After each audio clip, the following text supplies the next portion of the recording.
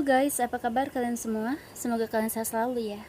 Dan terima kasih udah mampir di channelku Story Movies. Maaf ya guys kalau aku tuh jarang upload video.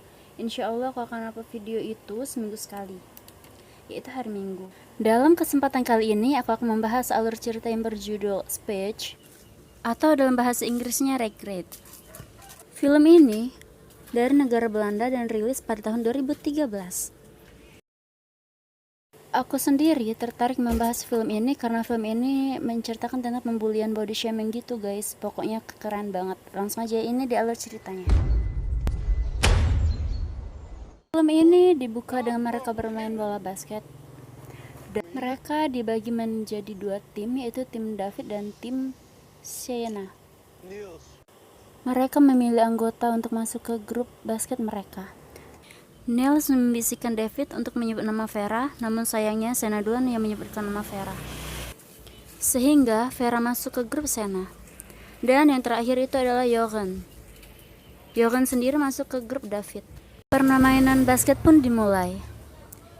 David berhasil masukkan bola basket ke dalam ring.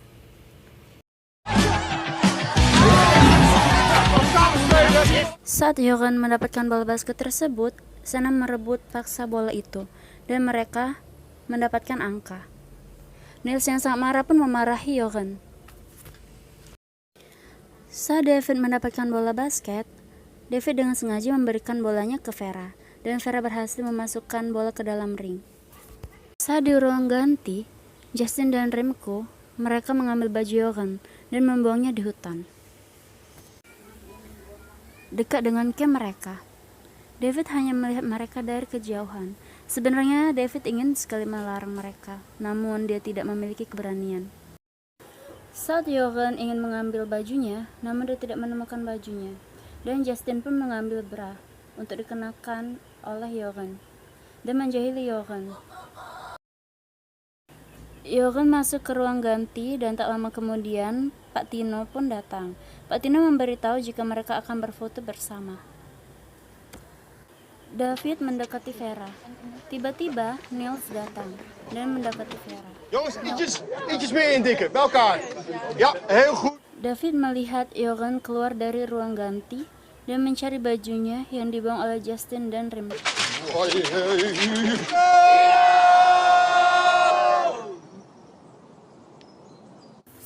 Di kantin, David mendekati Vera, dan dia duduk di depan Vera. Ternyata Vera seorang vegetarian. Vera memakan sayuran di depan David, dan David juga memakan sayuran di depan Vera, dan mereka pun tertawa. David melihat Jochen diberikan makanan yang sangat banyak dan dipermalukan. Tak lama kemudian, Niels datang dan duduk di samping Vera. Niels menambahkan banyak mayones di kentang gorengnya. Sienna membuat wajah Jochen penuh dengan saus, dan mereka sangat bahagia melakukannya. Bukannya memarahi Sienna dan teman-temannya, Pak Tino malah memfoto mereka. David memberikan tisu kepada Jochen. David melihat Jekyll piket di camp. Ternyata Jochen mendapat bagian cuci piring. David yang kasihan kepada Jochen pun langsung membantunya, karena dia lihat banyak sekali piring di sana. David memakai earphone untuk membuatnya bersemangat saat mencuci piring.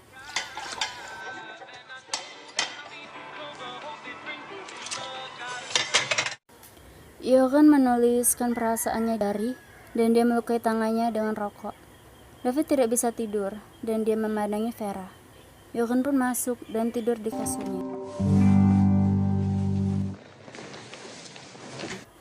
Liburan sudah berakhir dan mereka pulang ke rumah mereka masing-masing.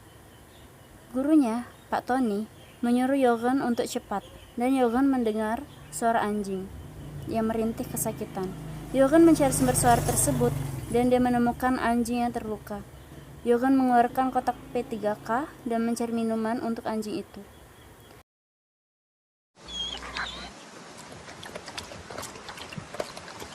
Dan dia menelpon polisi. Saat sampai di rumah, David mendapat telepon dari neneknya. Tak lama kemudian ibu David pun pulang, dan David bilang kalau yang menelpon itu adalah neneknya. Saat ibu David ingin berbicara dengan neneknya, David bermain piano sehingga ibunya terganggu. Hey, hoe is het met je heup? Di tempat lain, Jochen berhasil menelpon polisi dan melihat anjingnya sedang diperiksa. David dan Niles sedang latihan untuk persiapan perpisahan di sekolahnya. Pada pagi harinya, David ditelepon Sena, dan David disuruh Sena untuk menelpon Vera. David pun menelpon Vera. David sangat senang dan gugup. Saking gugupnya, dia pun salah berbicara.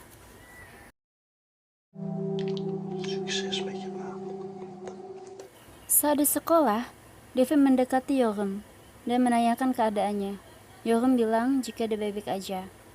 Saat di kelas, Sena tak henti-hentinya mengejek Jochen, dan David hanya melihatnya.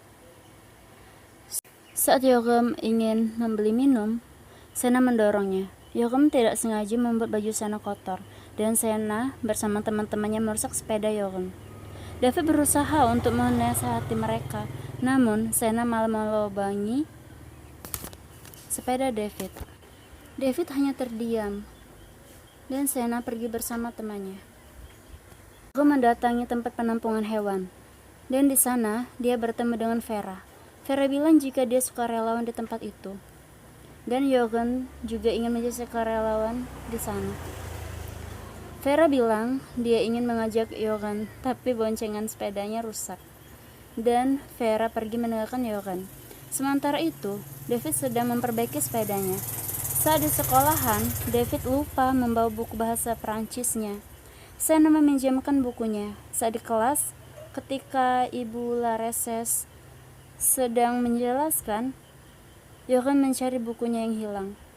Ibu Lareses mengusir Jochen keluar karena dia tidak membawa buku pelajaran.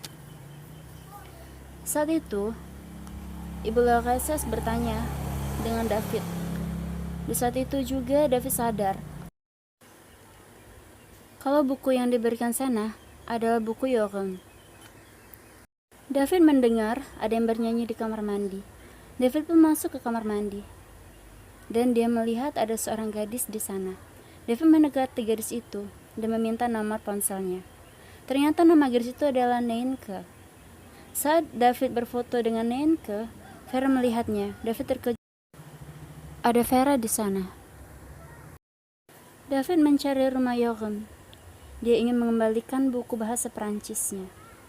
Saat dia ingin menyelipkan bukunya, tiba-tiba ibu Jochen membuka pintu dan mengajak David masuk. Dan David mengembalikan buku bahasa Perancis milik Jochen. Dan David pergi dari rumah Jochen.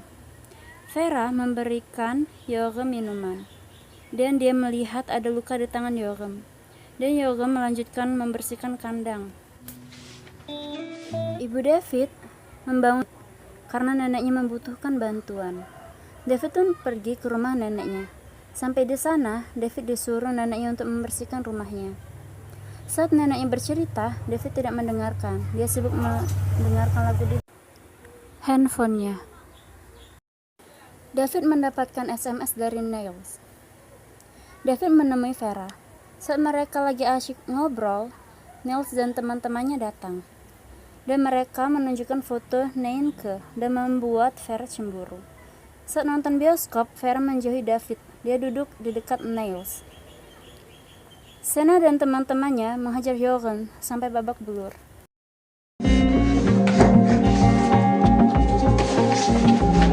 Jochen menelpon jika dia tidak bisa mengajar piano hari ini. Ibu Jochen syok melihat wajah anaknya yang babak belur. Saat David bersama Neinke, Vera melihat mereka dari kejauhan.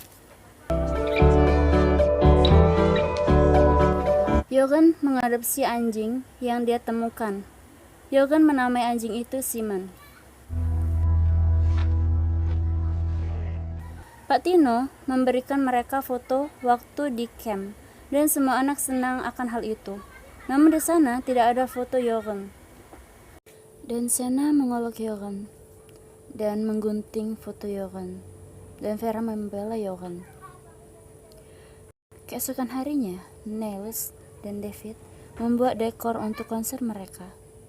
Saat di toko buku, ibu Jochen bertemu dengan David. Ibunya bertanya apa dia melihat Jochen saat pulang sekolah. David mengikuti Jochen.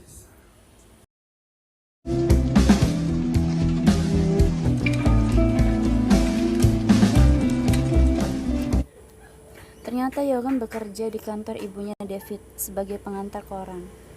Saat David sedang melihat Jochen, ibunya memanggil. Hey David, wat doe jij nou hier? Dan David bilang, jika teman sekelasnya, Jochen, bekerja di situ. David sedang menulis kasus Jochen. Setiap hari, Jochen selalu bermain dengan anjingnya. Jochen merasa tenang saat dia di danau, dan dia menulis perasaannya di diary-nya. Keesokan harinya, David terbangun jam 7 pagi. David ingin membantu Jochen mengantar koran.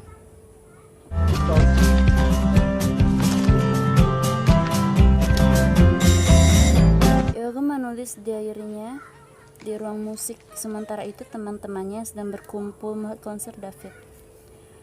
Pak Tino memfoto konser tersebut. Vera meminta daging kepada Pak Tino, dan Pak Tino memberikan daging itu. Vera pun mendekati Jochen dan memberikan daging itu kepada anjingnya. Vera bilang kepada Jochen, mungkin Sana dan teman-temannya akan berubah. Jochen menyentuh wajah Vera. Saat Jochen ingin mencium Vera, Vera pergi meninggalkan Jochen. Di konser David, Vera melihat Neinke membisikkan sesuatu dan membuat David tertawa. Vera sangat cemburu dan pergi dari tempat itu. Sementara itu, Jochen terus-terusan dikerjai oleh Sana dan teman-temannya.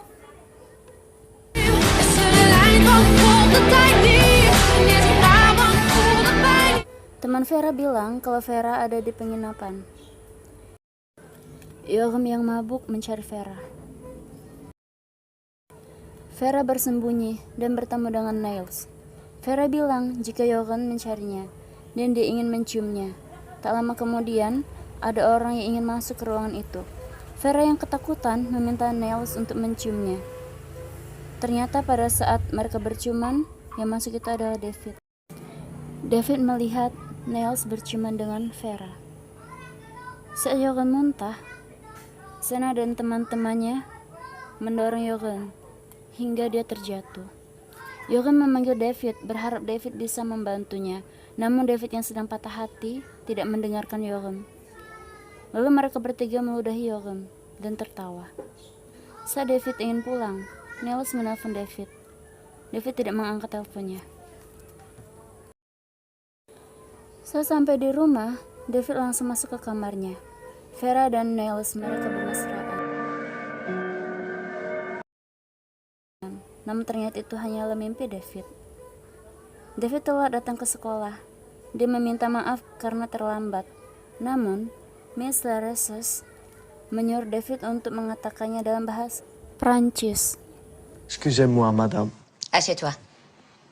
Miss Laresses memperbolehkan David duduk. Tak lama kemudian, kepala sekolah datang ke kelas David dan mengabarkan jika Jochen menghilang. David terbangun karena ada yang menekan bel rumahnya. Ternyata itu adalah Vera. Mereka datang ke rumah ibu Jochen. Ibu Jochen menelpon polisi karena dia sangat mengkhawatirkan anaknya.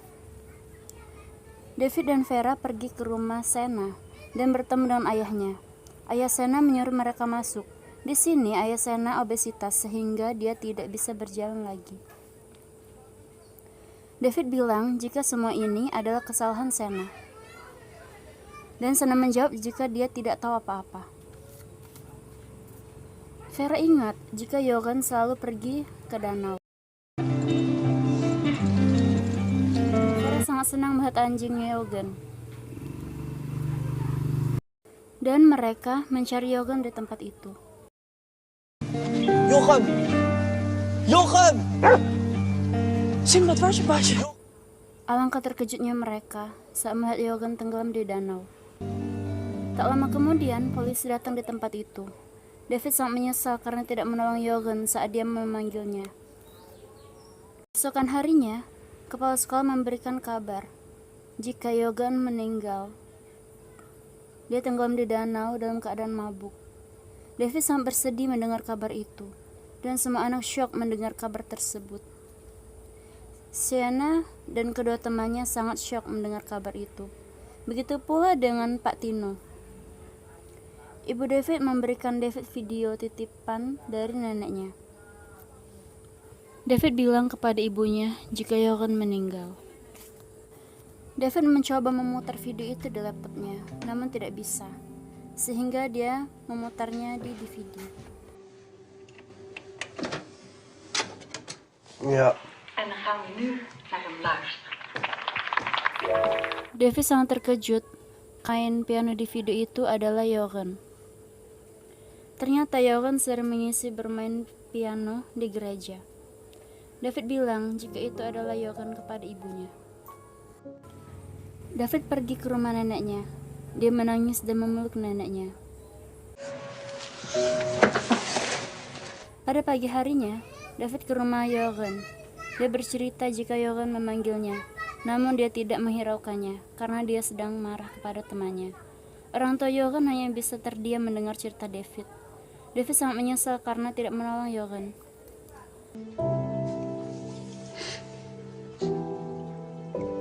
Saat pulang ke rumah, David meminta ibunya untuk membuatkan berita Yogan. Ibu David sendiri bekerja sebagai jurnalis di kantornya. Ibu David menulis berita Yogan di kantornya. David melihat seperti ada seseorang di sana. Ternyata itu adalah Justin, teman Sienna yang sering mengerjai Yogan. David memarahinya, dan dia bilang jika Yogan menderita. Het was toch nooit de bedoeling dat ik je spijt? Justin membantu ibu David untuk membuat cerita Yogan.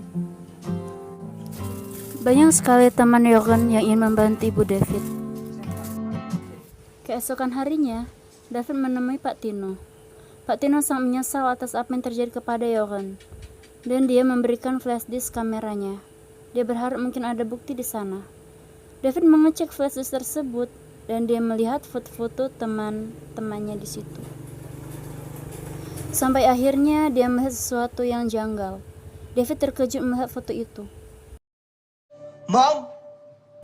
Keesokan harinya, semua anak berkumpul untuk mengenang Yogan. Dan David maju ke atas panggung dan menunjukkan foto-foto teman sekelasnya. Dan dia bilang, di situ tidak ada Yogan, karena baju Yogan dibuang. Ibu Yogan sangat syok mendengar hal tersebut. Sienna dan kedua temannya menjadi takut. Menunjukkan foto yang dibuat oleh Sienna. Dan David bilang jika Vera sempat membela Yogan. Dan David menunjukkan foto Yogan yang sedang diberi minuman keras oleh Sienna dan kedua temannya. Sienna pergi dari tempat itu. Sienna mengajak Justin dan Remco, namun mereka tidak ingin pergi. Niks bijzonders. David menunjukkan video neneknya, dan di sana ada Yogan bermain piano di gereja. Man.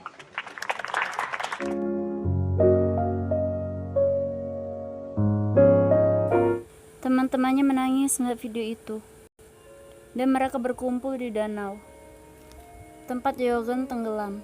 Mereka menerbangkan balon bersama.